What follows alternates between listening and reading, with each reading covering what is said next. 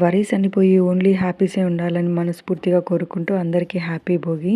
అమ్మ దగ్గరికి వెళ్ళగానే ఇదిగో ఈ పౌడర్ చేతిలో పెట్టి లడ్లు చేయమన్నది. చాలా మర్యాదగా చెప్పింది, అందుకే చేయాల్సి వచ్చింది. ఇందులో నువ్వులు, ఆల్మండ్స్, పంకిన్ సీడ్స్ ఇలా చాలా ఉన్నాయి. బై ద వే ఇది హెల్తీ కూడా. నైట్ డిన్నర్ చేసేసి గోరెంటాకు పెట్టుకున్నాం.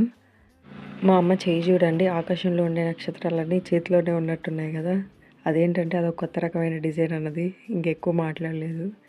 భోగి మంట వేద్దామని అరగంట ట్రై చేసినా పొగ తప్ప మంట రావట్లేదు. తీరా ఇంట్లోకి అలా వెళ్ళి ఇలా వచ్చేసరికి ఇదిగో ఈ బూడిదే మిగిలింది. గోరెంటాకు బాగా పండింది కదా. ఆ రోజు స్పెషల్ రోటీ విత్ చిక్కుడుకాయ కర్రీ. కొంతమంది పులగం కూడా చేసుకుంటారు. ఈవినింగ్ దేవుడి పటాలని తుడిచేసి నీట్గా బొట్లు పెట్టి అరేంజ్ చేసేసిన.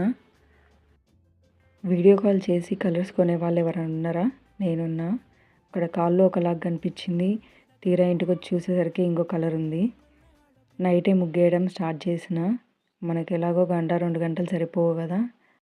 మిగిలింది మార్నింగ్ వేద్దాంలే అని ఇంట్లోకి రాగానే ఇదిగో మా అమ్మ భక్షాలు చేస్తుంది. టైం ఎంత అవుతుంది తెలుసా? ఒకసారి చూడండి.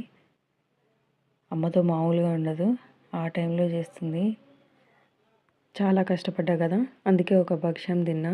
అంతే ఈ వీడియో. బాయ్.